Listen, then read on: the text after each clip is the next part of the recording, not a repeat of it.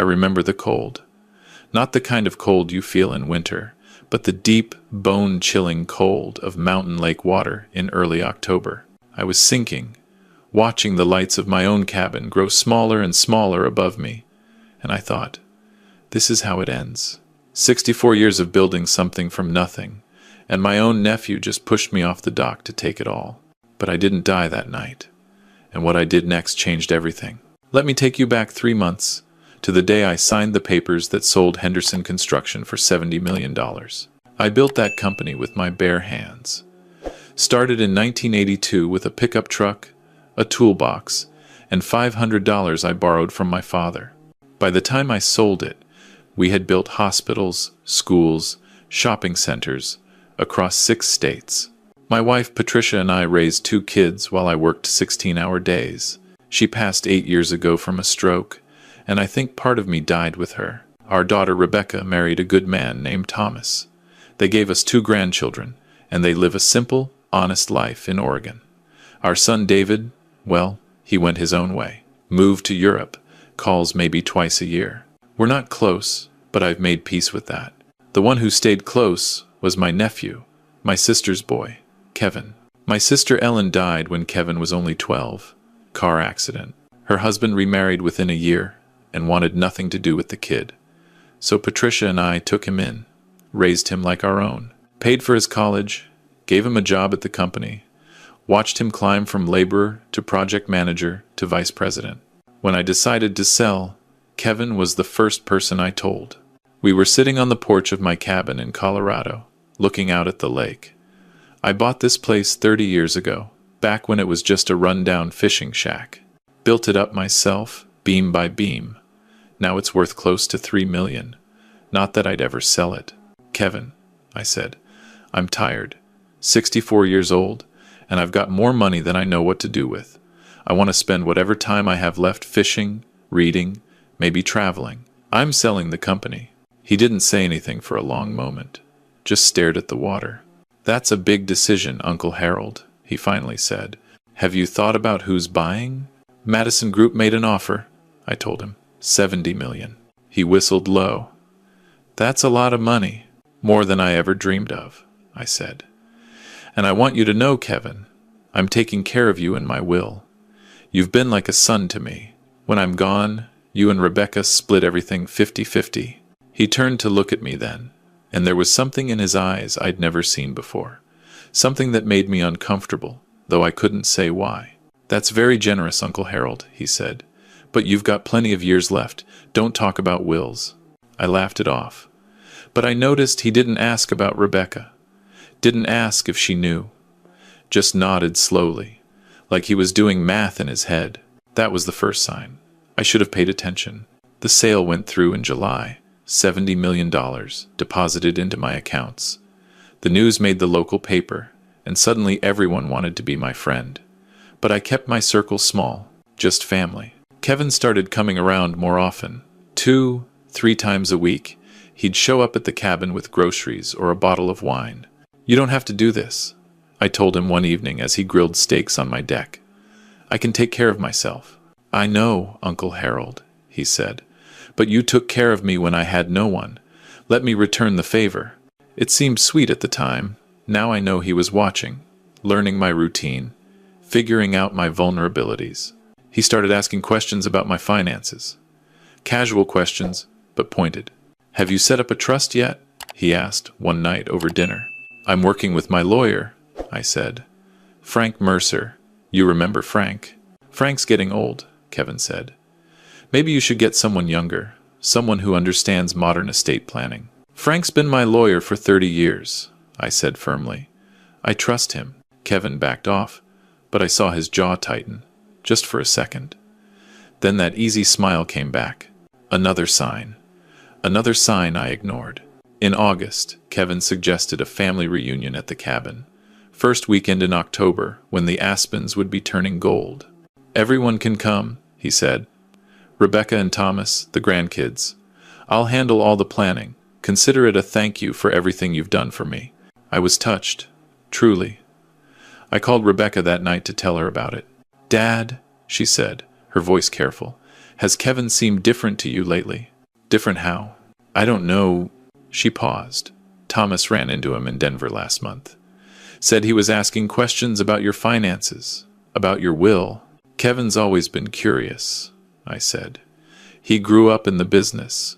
He understands money. Just be careful, Dad, please. But I didn't listen. Kevin was family. The boy I'd raised since he was 12. The boy who cried at Patricia's funeral. Who held my hand at the graveside and promised he'd always be there for me. How could I suspect him? The reunion was set for October 4th. Rebecca and Thomas drove up with the grandkids. Kevin arrived a day early to help me prepare. I've invited a few friends too, he told me. Hope that's okay. Some people from the company who wanted to say goodbye to the old boss. The more the merrier, I said. But when the guests arrived, I didn't recognize half of them. Young men and women who said they'd worked at Henderson Construction, but I couldn't place their faces. You employed a lot of people over the years, Kevin said when I mentioned it. Can't expect to remember everyone. He was right. So I let it go. Frank Mercer came too, 72 years old, white-haired, sharp as ever. He'd been my lawyer since before Kevin was born. Harold, Frank said, pulling me aside that first evening. There's something I need to tell you. Kevin called my office last week, asked about your power of attorney documents. What about them? He wanted to know who was listed. What would happen if you became incapacitated? I felt a chill that had nothing to do with the mountain air. What did you tell him? I told him that information was confidential. But Harold, he looked at me with those keen old eyes. Be careful, something feels wrong. I should have listened. Instead, I made an excuse and walked away. The party went into full swing that Saturday night. 30 people on my deck, string lights reflecting off the lake, music playing from speakers Kevin had set up. Rebecca and Thomas kept to themselves, watching Kevin with suspicious eyes. My grandchildren, Emma and little Jack, ran around playing tag with some of the younger guests. I sat in my chair by the fire pit, watching the flames, feeling old. Kevin brought me a drink, scotch on the rocks, my favorite.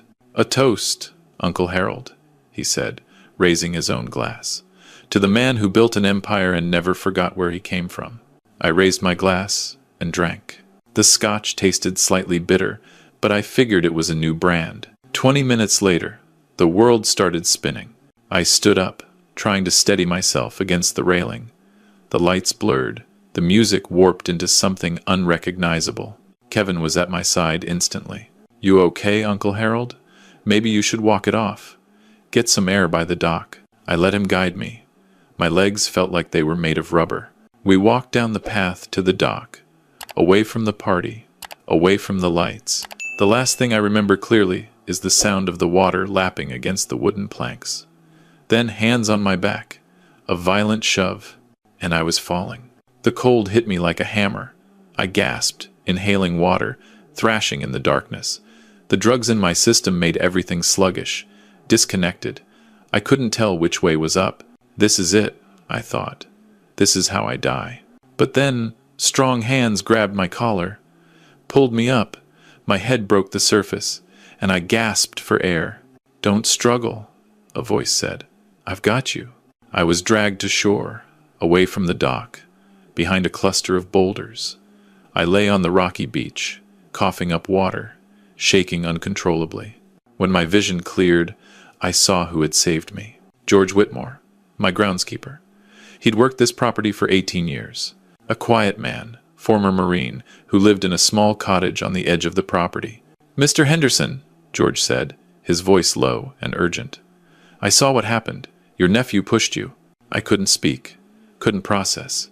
I was doing my evening rounds, George continued. Saw you two walking to the dock. Saw him put his hands on your back. He shook his head. I've been watching him all day, sir. The way he's been talking to those guests. The way he's been checking his phone. Something's wrong.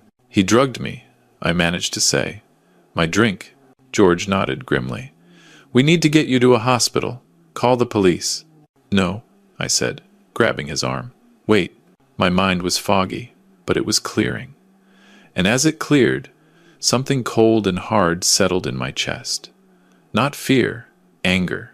If I go to the police now, I said slowly, it's my word against his. I was drinking. I stumbled. I fell. That's what he'll say. That's what those fake guests will confirm. George studied me. Then what do you suggest?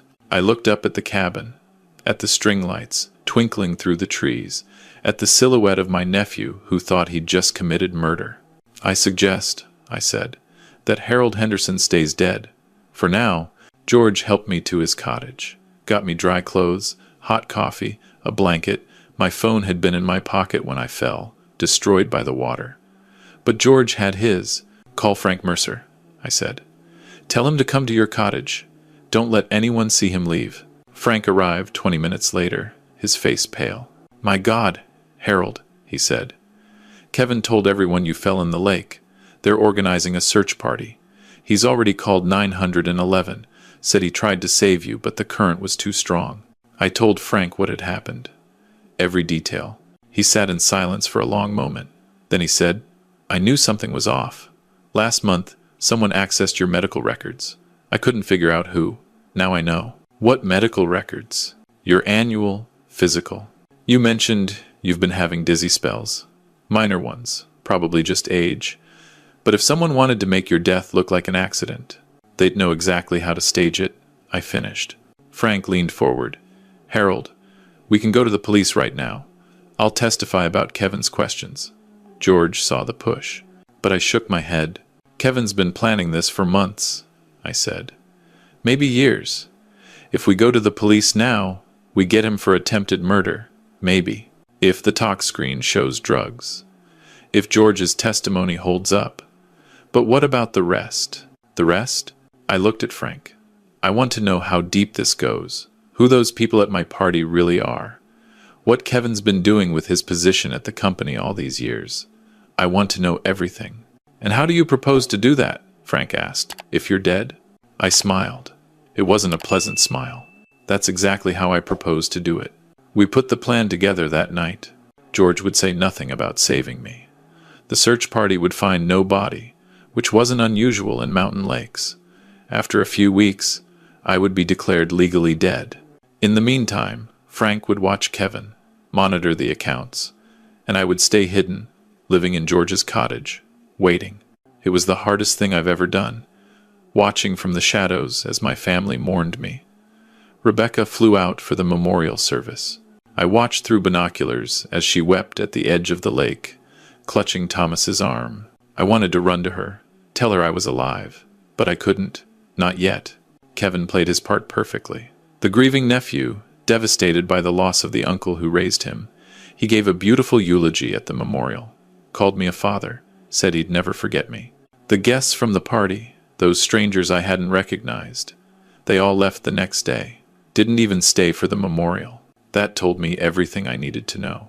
3 weeks after my death, Frank came to the cottage with news. Kevin filed a claim on your estate, he said. He's got documents, Harold. Documents that list him as your primary beneficiary. Documents I never drafted. Forged, I said. Obviously. But good forgeries. And he's got a witness, a notary who swears she watched you sign them.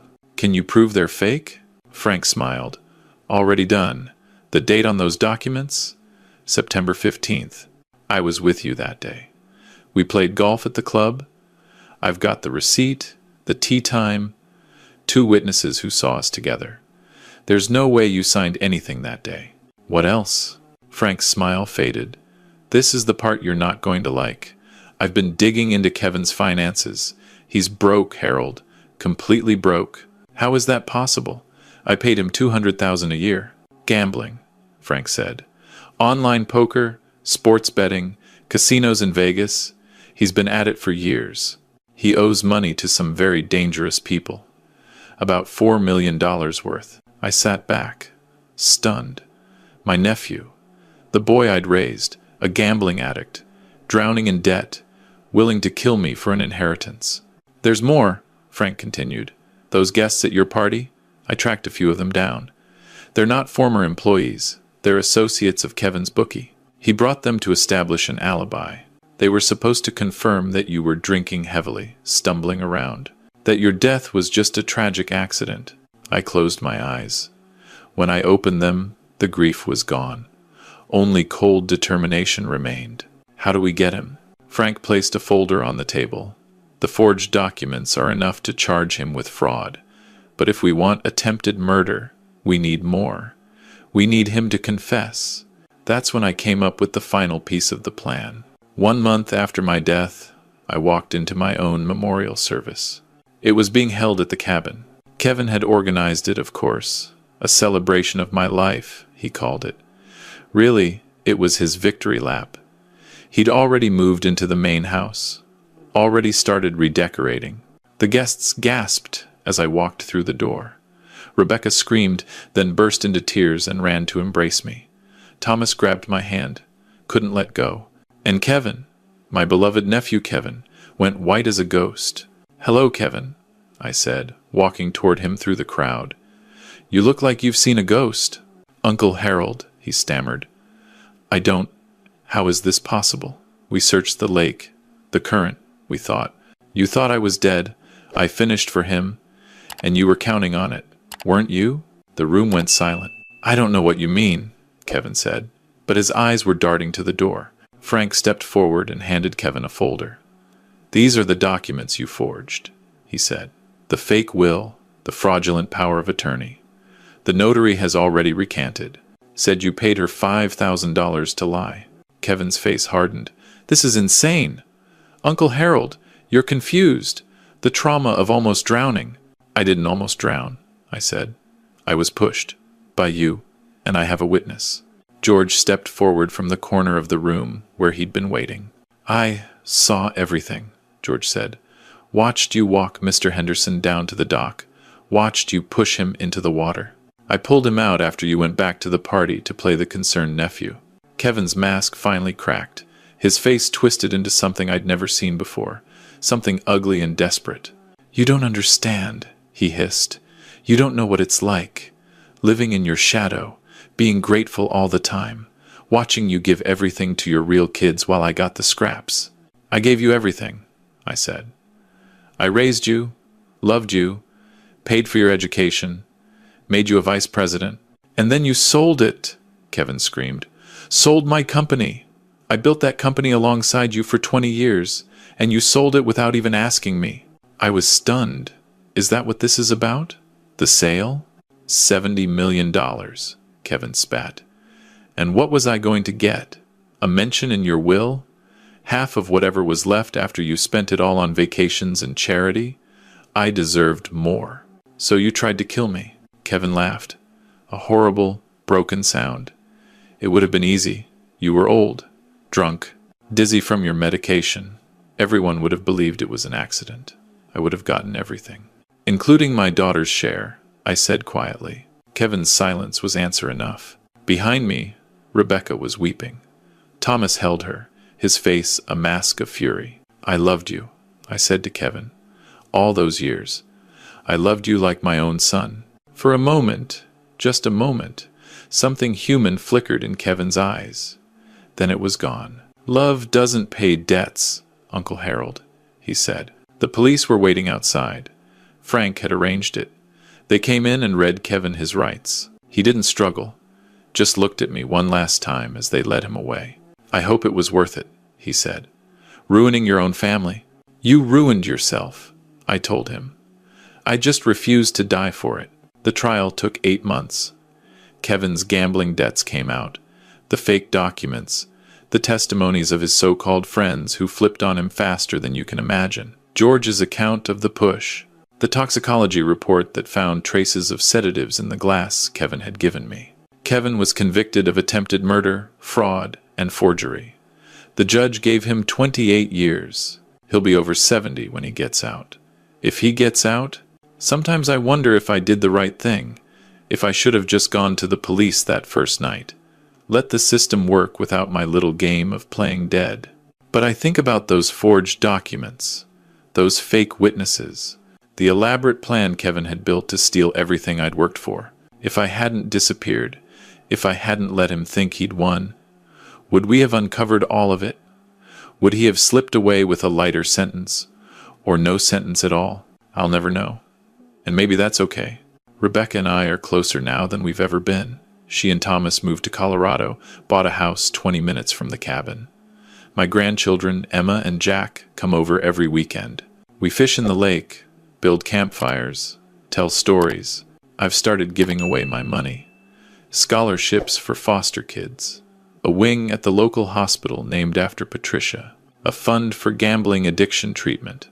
Because even after everything, I think Kevin was sick, not just evil. Maybe that's foolish. Maybe he doesn't deserve my mercy. But holding on to anger, that's like drinking poison and expecting someone else to die. My wife used to say that. She was right about most things. George still works as my groundskeeper. We don't talk much about that night. Don't need to. He saved my life, and I pay his salary, and that's enough for both of us. Some nights, I sit on the dock where Kevin pushed me. I look at the water, at the stars reflected on its surface, and I think about how close I came to losing everything. Not the money. Money comes and goes. I mean the sunsets, the laughter of my grandchildren, the smell of pine trees in the morning, the simple pleasure of being alive. Kevin wanted to take that from me. For gambling debts, for wounded pride, for a twisted sense of entitlement. He failed. And every morning I wake up in this cabin. Every morning I pour my coffee and walk out onto the deck and feel the mountain air on my face. I win all over again. That's the real revenge I've learned. Not the trial, not the conviction, not watching Kevin led away in handcuffs. The real revenge is living. Living well, living fully. Surrounded by the people who actually love you. Not for what you have, but for who you are. So, if you're watching this, and you've got family who only seem to care about what they can get from you, pay attention. Watch the signs. Trust your instincts. And if you're lucky enough to have family who love you for real, the way my daughter loves me, the way my grandchildren light up when I walk through the door, hold on to that. Because at the end of the day, when you're treading water in the darkness, watching the lights of your own life grow smaller and smaller above you, that love is the only thing that matters. That love is the hand that pulls you back to shore. Thank you for listening to my story. If it meant something to you, leave a comment. Tell me about your family, the good ones and the bad ones. Tell me what you're grateful for. And if you haven't called someone you love in a while, do it today, right now. Life's too short for anything else. Subscribe if you want to hear more stories like this one. Hit that notification bell so you never miss an upload. Until next time, this is Harold Henderson, still alive, still grateful. Take care of yourselves out there.